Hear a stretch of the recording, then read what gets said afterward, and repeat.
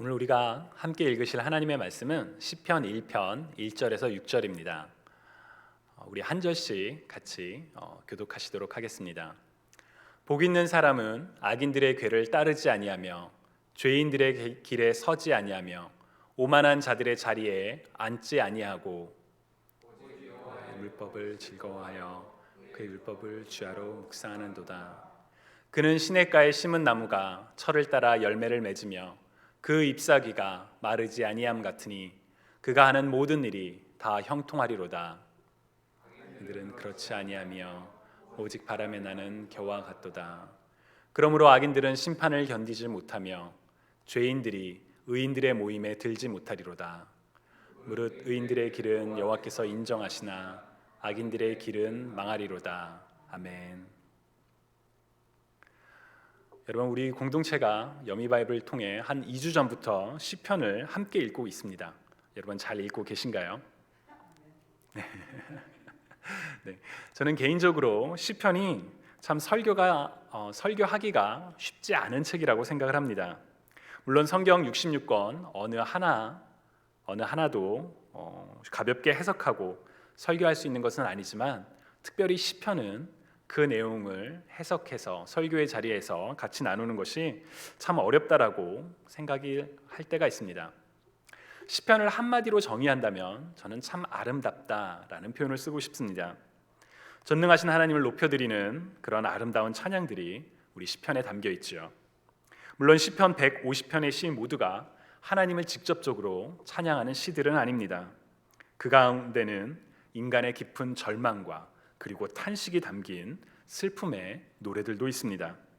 그러나 그 슬픔의 한가운데에서도 이를 행하실 하나님, 우리를 구원하실 하나님에 대한 소망이 담겨 있습니다.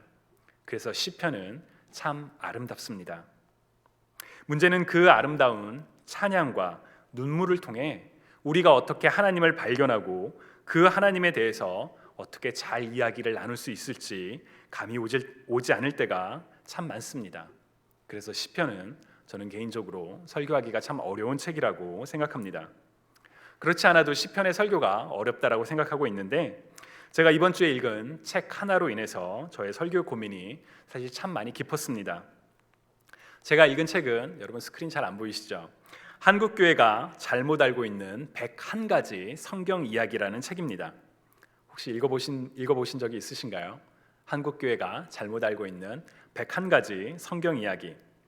제가 여미 바이블 질문에 대한 답을 이렇게 하다 보면 우리가 그동안 성경에 대해서 오해하고 있는 부분들을 종종 발견하게 됩니다. 그래서 이런 내용을 한번 정리해 보면 좋겠다라고 생각을 한 적이 있는데 한 분께서 그런 책이 이미 있습니다 라면서 저 책을 추천해 주시더라고요. 책이 참 도발적인 책입니다. 제목부터가 그렇잖아요. 한국교회가 잘못 알고 있는 101가지 성경 이야기.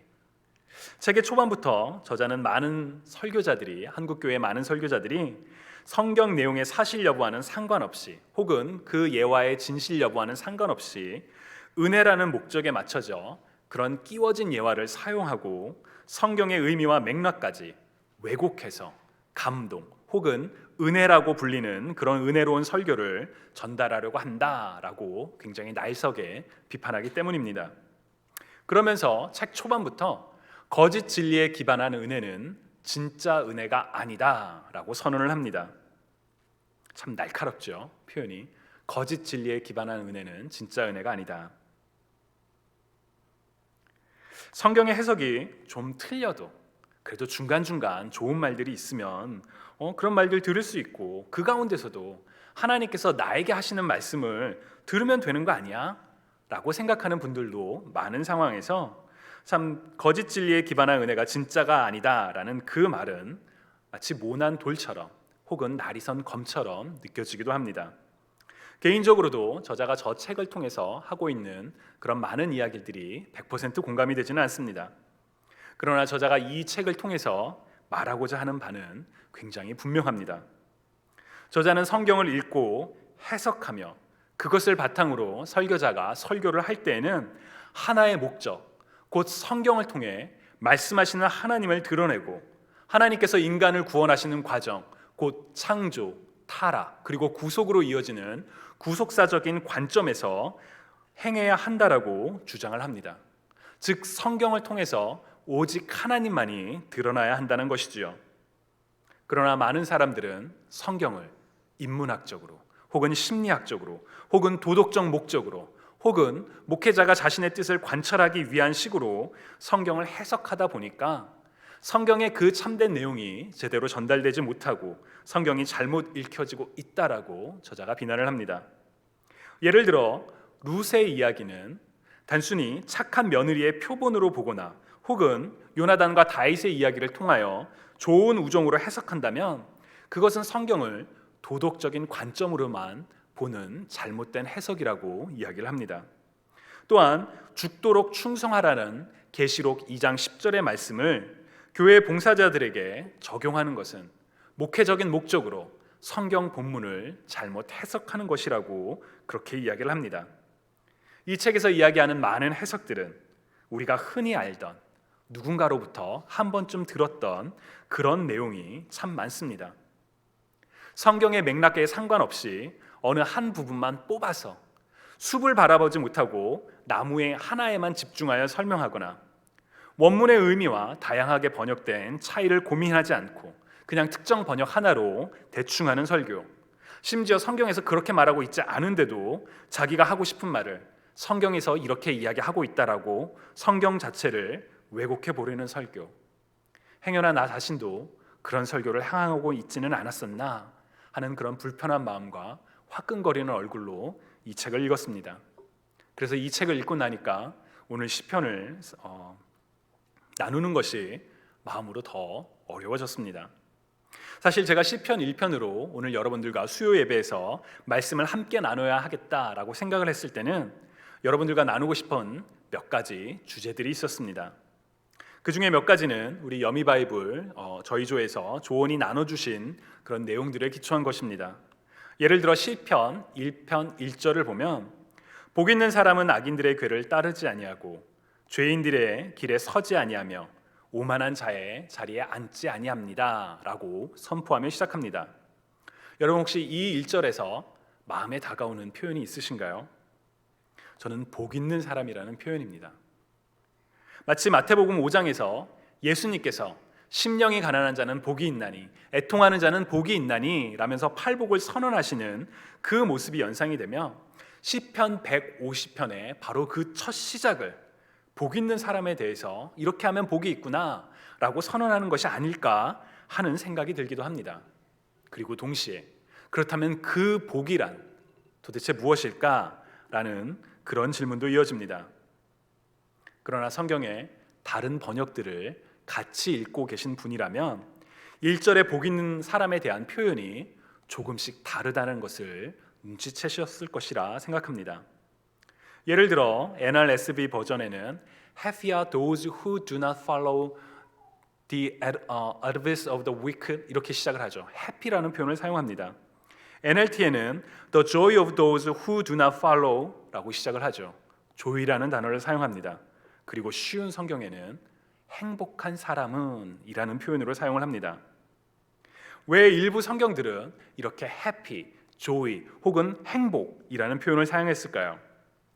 하나님께서 인간을 처음으로 창조하시고 난 다음에 하나님이 그들에게 복을 주시며 하나님이 그들에게 이르시되 생육하고 번성하여 땅에 충만하라 땅을 정복하라 바다의 물고기와 하늘의 새와 땅에 움직이는 모든 생물을 다스리라 하시니라 라는 그 첫 명령에 담겨있던 복을 주셨던 그 복과 혹시 같은 것은 아닐까라는 질문이 떠오르기도 합니다.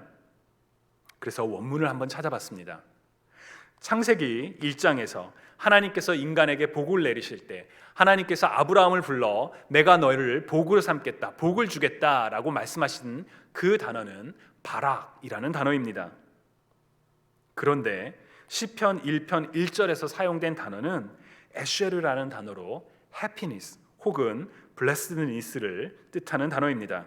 그렇기 때문에 복 있는 사람은 이라고 번역하지 않고 행복한 사람은 happy are those 혹은 joy are those 이런 식으로 번역이 되죠. 그렇다면 도대체 시편 1편 1절에서 시편 기자가 말하고자 하는 그 복은 하나님께서 구약의 많은 사람들에게 하나님께서 하나님의 사람들에게 주시고자 하는 복과는 다른 복이 아닐까 그런 궁금증이 꼬리에 꼬리를 물기 시작합니다. 시편 1편에서 이 의문을 해결하기 위해 우리가 주목해야 할 것은 바로 시편 1편에서 진행되는 대조입니다. 시가 문학은 대조와 반복을 통해서 그 뜻을 분명하게 강조할 때가 있죠. 우리가 지난 욥기서 읽을 때도 이런 대조와 반복이 많이 강조됐습니다. 1절만 보시면 복 있는 사람은 악인들의 꾀를, 죄인들의 길에, 오만한 자들의 자리에 라고 복 있는 사람과 악인, 죄인, 오만한 자가 서로 대조되는 것처럼 보입니다. 그러나 1편 전체를 보면 크게 두 가지 그룹이 있습니다.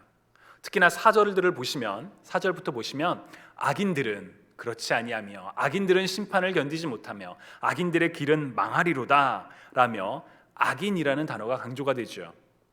그렇다면 이 악인에 반대되는 사람은 누구일까요? 우리가 보통 악의 반대말은 선이죠. 그렇다면 악인의 반대는 선인이 되어야 합니다. 그러나 성경은 선인, 선한 사람이라고 표현을 하지 않습니다. 시편 1편에서 악인들의 반대되는 표현은 바로 의인입니다. 그래서 특히나 악인과 의인의 대조를 통해 시편 1편 1절에서 3절에서 이야기하는 그룹은 복 있는 사람이라기보다는 악인들의 삶과는 다른 구분된 삶을 가리키는 의인을 통칭하지요. 복이 있다는 것은 바로 이 의인들의 삶을 통해 누리게 되는 기쁨, 행복, 그래서 복받음과 같은 그런 상태를 표현하는 단어입니다. 따라서 복 있는 사람은 이는 복이 있는 사람이라는 하나의 그룹이 아니라 의인이 누구냐? 의인은 악인의 꾀를 따르지 아니하고 죄인들의 길에 서지 아니하고 오만한 자리에 앉지 아니하며 오직 여호와의 율법을 즐거워하며 그것을 주야로 묵상하는 사람이다. 그래서 행복하고 복받은 사람이다 라는 표현이 시편 1편의 전체를 아우르는 더 자연스러운 표현이 아닐까 싶습니다. 그래서 이 의인에 주목하면서 여러분들과 함께 시편 1편을 나누고 싶었습니다. 특히나 2절을 보시면 오직 여호와의 율법을 즐거워하여 그 율법을 주야로 묵상하는도다 라는 표현에도 주목하면서 하나님의 율법, 하나님의 말씀을 즐거워하는 의미가 도대체 무엇일까? 그것을 묵상하는 것은 어떤 의미가 있을까요? 우리는 하나님의 말씀을 즐거워하고 있나요? 그것을 끊임없이 생각하며 또 생각하고 있나요? 라는 질문을 여러분들과 함께 나누고 싶었습니다. 제가 묵상의 의미에 대해서 지금 저기도 앉아있지만 제 아이들에 대해서 참 많이 배울 때가 있습니다. 저희 아이들이 좋아하는 것에 하나에 꽂히면 보통은 게임입니다. 그 게임에 꽂히면 끊임없이 그것을 묻고 또 말하고 또 말합니다. 예를 들어 밥 먹다가 아빠 로블락스에는 말이지, 책을 보다가 아빠 로블락스에는 말이지, 막 놀다가 갑자기 뛰어들어와서 그 로블락스에는 말이지, 끊임없이 아이의 머릿속에는 그 게임이 머릿속에 계속 남아서 다른 일을 하다가도 또 생각나고 막 그렇게 이야기를 합니다. 혹시 모르는 분이 계실까 봐 얘기하지만 로블락스는 아이들이 많이 하는 모바일 게임 중에 하나입니다. 끊임없이 생각하고 또 생각하다 보니까 주변 사람들에게 묻고 이야기하고 그 의미를 되새기는 것이지요. 비록 그것이 게임이고 정말 시도 때도 없이 귀찮을 정도로 하긴 하지만 묵상이라는 건 이런 모습이 아닐까라는 생각을 합니다. 여러분에게도 하나님의 말씀이, 성경이 혹은 그런 묵상의 대상이 되고 있으신가요? 밥을 먹다가 갑자기 하나님의 말씀이 떠올라서 아 맞아 그렇지, 운전을 하다가 갑자기 그 하나님의 말씀이 떠올라서 그게 도대체 무슨 뜻일까? 하나님이 지금 나에게 무슨 말씀을 하고 계실까? 자려고 누웠는데 말씀이 또 떠올라서 그 의미를 또 생각하고 또 생각하는 그런 모습 말입니다. 과연 우리는 하나님의 말씀을 그렇게 묵상하고 질문하며 살아가고 있는가? 그런 내용을 질문하고 싶었습니다. 또한 3절을 보시면 그는 바로 의인은 시냇가에 심은 나무가 철을 따라 열매를 맺으며 그 잎사귀가 마르지 아니함 같으니 그가 하는 모든 일이 다 형통하리로다 라고 기록되어 있습니다. 의인의 삶, 악인을 쫓지 아니하고 죄인들의 길에 서지 아니하고 오만한 자리에 앉지 않은 바로 그 사람은, 여호와의 율법을 즐거워하고 주야로 묵상하는 그 사람은 시냇가에 심은 나무와 같다라고 시편 기자가 이야기를 하죠. 시가 문학의 또 하나의 중요한 특징 중에 하나인 바로 비유로서 자기가 하고 싶은 말을 전달하고 있는 것입니다. 여러분 혹시 시냇가에 심은 나무라는 표현을 들어보신 적이 있으신가요? 도대체 시냇가에 심은 나무가 뭘까? 제가 그 생각을 하다가 이 찬양이 떠올랐습니다. 야곱의 축복이라는 찬양인데 너는 담장나무로 뻗은 나무 가지에 푸른 열매처럼. 근데 사실 그래서 이게 어디 나오는 거지? 라고 찾아봤더니 창세기 49장 22절에 요셉은 야곱이 이스라엘이 자기 아들 요셉에게 이렇게 축복을 합니다. 요셉은 무성한 가지 곧 샘 곁에 무성한 가지라. 그 가지가 담을 넘었도다. 샘 곁에 심겨진 나무, 시냇가에 심은 나무를 바로 이미 이스라엘이 자기 사랑하는 요셉에게 축복하며 표현을 사용하지요. 자, 그렇다면 도대체 시냇가에 심은 나무와 같은 의인이 누리는 축복은 무엇일까요? 철을 따라 열매를 맺고 잎사귀가 마르지 않는 것 같이 모든 일이 다 형통하다라는 뜻일까요? 그런데 우리는 의인의 삶이 항상 형통하지 않다는 것을 잘 알고 있습니다.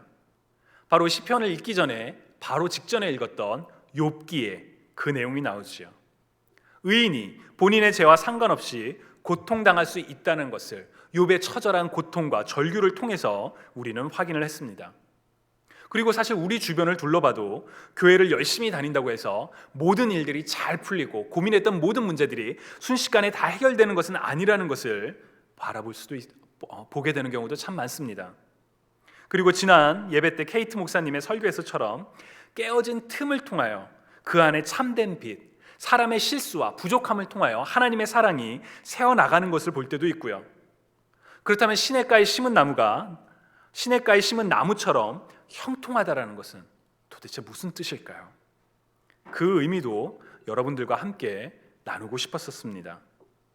결론을 먼저 말씀드리자면 시편의 기자가 이야기하는 시냇가에 심은 나무는 바로 저 사진처럼 사막 오아시스 한가운데 있는 나무를 생각하시면 그 의미가 잘 다가옵니다. 푸르름은 찾아보기 힘든 저 척박한 광야에서 시냇가 옆에 오아시스 옆에 무성하게 뻗은 나무, 그 나무는 자라면서 모래 폭풍을 비롯한 여러 가지 자연재해와 때로는 나무를 갉아먹는 해충과 동물에 의해 고통을 받기도 합니다. 그러나 그럼에도 불구하고 나무에게 풍성되는 그 옆에 정말 저 맑은 물로 말미암아 그리고 햇볕으로 말미암아 무럭무럭 자라나서 푸르른 잎사귀를 내고 때가 되면 과일 열매를 맺고 그리고 그곳에서 많은 사람들이 동물들이 와서 쉴 수 있는 그런 곳을 만들지요. 의인의 삶이 형통하다라는 것은 그의 삶에 고통과 시험이 없다는 것이 아니라 그러한 시험과 고통 속에도 불구하고 하나님으로 말미암아 그 삶이 흔들리지 않고 열매를 맺게 된다라는 뜻입니다. 그리고 그것을 뒷받침하는 내용이 4절부터 이어집니다. 4절을 보시면 악인들은 그렇지 아니하며 오직 바람에 나는 겨와 같도다. 흔들리다 못해 흔적도 없이 사라지는 겨와 같은 악인들. 그러나 의인은 그렇지 않다라고 성경은 선언합니다. 또한 5절과 6절을 보시면 악인들의 망함은 지금 당장 이루어지는 것이 아님을 우리가 알 수 있기도 합니다. 우리는 세상에서 악한 방법으로 자신의 권력으로 남을 억누르고 온갖 부정과 부패를 저지르는 사람들이 오히려 세상 가운데 높은 지위를 얻고 명예를 얻고 권력을 갖고 부를 축적하는 것을 쉽게 볼 수가 있습니다. 왜 의인이 고통받고 왜 악인이 승승장구하나요? 이런 질문이 우리 입에서 저절로 나올 때도 있지요. 그러나 악인은 심판을 견디지 못할 것이며 결국 악인의 길이 망할 것이라는 시편 5절 6절의 선언은 하나님의 심판의 때에 악인은 심판을 당하지만 의인은 하나님께서 그 삶을 알고 지켜보시고 인정하시기 때문에 삶에 대한 깊은 통찰과 소망을 우리들에게 줍니다. 이런 이야기들을 시편 1편의 설교에서 이미 제가 좀 너무 길게 많이 말했지만 이 이야기들을 좀 더 자세하게 나누고 싶었습니다. 그러나 앞서 말씀드렸던 것처럼 이와 같은 해석이 우리 삶을 돌아보게 하고 우리 삶 가운데 적용하는 데 중요하지만 정작 하나님에 대해서 드러내고 있는가라는 질문이 떠올랐습니다. 의인의 삶, 악인의 심판, 그렇다면 그 가운데 하나님은 어디에 계시는가? 우리가 성경의 말씀을 통해서, 성경의 해석과 설교를 통해서 하나님을 진정 발견하고 있는가라는 그런 질문 말입니다. 만약 시편 1편을 단순히 악인과 대조되는 의인의 삶에 대해서만 우리가 이야기를 한다면 결국 우리의 관점은 하나님을 향하지 못하고 선하게 잘 살아야겠구나 라는 그런 도덕적 관점에 머무르는 것은 아닐까 하는 걱정도 들기 시작했습니다. 지난 시가서 모임을 우리가 처음 시작할 때 도대체 시가서를 어떻게 읽을 것인가 한 가지 이 질문을 갖고 읽으면 좋겠다라고 이야기를 했었죠. 바로 하나님은 누구이신가? 라는 질문 말입니다. 그러나 여러분 지금 시편을 읽고 계시면 아시겠지만 사실 이 질문을 하는 게 쉽지가 않습니다. 그 시편에 담겨인 참 아름다운 찬양과 혹은 슬픔에 그 서묻힌 그런 고백들을 보다 보면 사람에게 초점을 맞추게 되지 하나님은 누구이신가? 라는 내용을 우리가 자꾸 잊게 될 때가 있습니다. 오늘 본문만 하더라도 사람에게 초점만 맞춰도 지금까지 나눴던 것처럼 정말 생각하고 발견할 수 있는 부분들이 참 많지요. 그러나 우리가 성경을 읽는 목적은 하나님을 알기 위함입니다. 살아계시는 하나님의 계시, 곧 하나님의 말씀을 통해 하나님을 알고 우리의 시선이 하나님께로 향하는 것이 바로 우리가 성경을 읽는 자세, 그리고 우리의 기준이 되어야만 합니다. 자, 그렇다면 시편 1편에서 우리는 어떤 하나님을 찾을 수가 있을까요? 큐티를 하는 것처럼 하나님이 누구이실까? 그 질문으로 시편 1편을 바라보면 하나님의 4가지 그런 모습을 우리가 발견하게 됩니다. 첫 번째 시편 1편의 하나님은 바로 말씀하시는 하나님이십니다. 왜냐하면 2절에서 의인이 여호와의 율법을 즐거워하며 주야로 묵상할 수 있는 이유는 하나님께서 먼저 말씀하셨기 때문입니다. 먼저 말씀을 주셨기 때문이지요. 하나님께서 말씀하시지 않았다면 의인의 가장 기본적인 요건이라고 할 수 있는 하나님의 말씀을 가까이 할 수 없었겠지요. 마치 우리의 구원이 우리가 노력해서 얻은 것이 아니라 하나님께서 먼저 구원의 은혜를 베푸셨기 때문에 누리게 된 것처럼, 먼저 하나님의 아들 예수 그리스도를 보내사 우리를 향한 하나님의 사랑을 확증하셨던 것처럼 하나님께서 말씀하셨기 때문에 우리가 그 말씀을 즐거이 묵상할 수가 있는 것입니다. 말씀을 읽고 기뻐하며 묵상하는 것은 이미 선포된 하나님의 말씀에 대한 우리의 삶의 반응인 것이지요. 또한 시편 1편의 하나님은 우리의 공급처가 되시는 하나님이심을 우리에게 가르쳐 줍니다. 바로 3절에서 시냇가에 심은 나무 그 비유에서 하나님은 시냇가와 같은 분이십니다. 척박하여 생존이 힘든 그 땅에서 시냇가는 모든 생명체의 희망이요 기쁨이지요. 그곳에만 가면 물이 있고 그 물로 말미암아 식물들은 자라나며 그 식물들로 말미암아 동물들이 쉼과 먹을 것을 얻기 때문입니다. 시냇가 옆에 뿌리를 내리고 있다고 해서 마치 온실처럼 모든 비바람과 위협이 없는 것은 아닙니다. 우리의 인생과도 같지요. 하나님에 대한 굳건한 믿음과 헌신으로 말미암아 우리 삶의 모든 위협이 도전이 사라지지는 않습니다. 그러나 우리의 공급처요 피난처가 되시는 하나님의 은혜로 말미암아 우리는 시냇가에 심은 나무처럼 잎사귀를 내고 삶의 열매를 맺으며 살아갈 수가 있습니다. 그것이 바로 하나님 곁에서 살아가는 신자들이 누리는 축복인 것이지요. 그곳에는 세상에 줄 수 없는 평안이, 기쁨이 있습니다. 어리석고 미련한 것처럼 보여도 도저히 말로 표현할 수 없는 기쁨. 그래서 우리는 행복한, 기쁜, 복받은 사람들이 될 수가 있는 것입니다. 또한 시편 1편의 하나님은 심판하시는 하나님이심을 분명하게 보여줍니다. 창조, 타락, 구속으로 이어지는 구속사적 관점에서 우리가 많은 그리스도인들이 종종 간과하는, 아니 기억하고 싶지 않은 부분 중에 하나가 바로 하나님의 심판입니다. 우리 중 그 어느 누구도 하나님의 심판과 채찍을 좋아할 사람은 아무도 없습니다. 그러나 성경은 공의로우신 하나님은 심판하시는 하나님이라고 분명하게 선언합니다. 타락했기 때문에, 죄를 지었기 때문에 모든 인류는 심판을 피할 수가 없습니다. 그러나 바로 그렇기 때문에 하나님께서는 하나님의 의로 말미암아 그 심판으로 인하여 죽음에 처한 이들을 구원하시려고 하나님의 아들 예수 그리스도를 이 땅에 보내셨습니다. 예수 그리스도를 믿는 자는 누구든 구원을 얻게 되지만 그 전에 누구든 모든 사람들이 하나님의 심판 아래 놓여 있다는 것을 우리는 기억해야만 합니다. 지금은 악인들의 길이 형통해 보여도 결국 심판을 피할 수가 없습니다. 우리 역시 마찬가지였죠. 결코 심판을 피할 수 없었지만 하나님의 은혜로 예수 그리스도로 말미암아 의인이라, 전혀 의롭지 않지만 하나님의 의로 말미암아 의롭다 칭함을 받은 의인이 된 것뿐입니다. 그리고 마지막으로 시편 1편에 하나님은 의인의 길을 인정하시는 하나님이심을 분명하게 보여줍니다.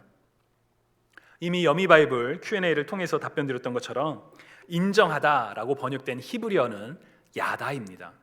경험과 관찰과 그리고 체험을 통해 깊이 아는 그런 친밀한 관계를 뜻하는 단어이지요. 악인의 길은 망하지만 의인의 길을 아시는 하나님, 곧 하나님의 아심은 단순히 아는 것이 아니라 망하지 않도록 그 길을 자세히 살펴보고 인정하고 보호한다는 그런 의미가 담겨 있습니다. 하나님께서는 하나님의 말씀을 즐거워하며 주야로 묵상하고 죄인 곧 악인의 생각과 행동과 그 삶으로부터 구분되어 살아가려고 노력하는 의인의 삶을 깊이 아시며 심판의 때에 망하지 않도록 보호해 주신다는 것이 바로 의인의 길을 인정하시는 하나님이시라고 저는 믿습니다. 주님이 사랑하시는 여러분, 말씀하시는 하나님, 우리의 공급처가 되시는 하나님, 우리의 피난처가 되시는 하나님, 우리의 악을 심판하시는 하나님, 의인의 길을 인정하시는 하나님, 바로 이 하나님을 우리가 만나면 좋겠습니다. 시편 1편을 통해 아는 것을 넘어서 그 말씀을 깊이 주야로 정말 끊임없이 생각하며 묵상하는 가운데 그 말씀대로 실천해가는 삶을 살아가는, 그래서 우리가 하나님을 더욱더 깊이 알고 하나님과 더욱더 가까워지는 저와 여러분이 되시기를 주님의 이름으로 간절히 축원합니다. 이 시간 우리 함께 이 말씀을 갖고 기도하면 좋겠습니다. 여러분 기도하실 때 하나님, 제가 하나님의 말씀을 통해 하나님을 깊이 만나기를 원합니다. 말씀하시는 하나님, 우리의 피난처요 공급처가 되시는 하나님, 의인의 길을 인정하시는 하나님, 그리고 죄를 용납지 아니하시는 바로 그 하나님을 알기 원합니다. 주님, 우리에게 말씀으로 말씀하여 주옵소서. 이렇게 함께 이 시간 기도드리시겠습니다.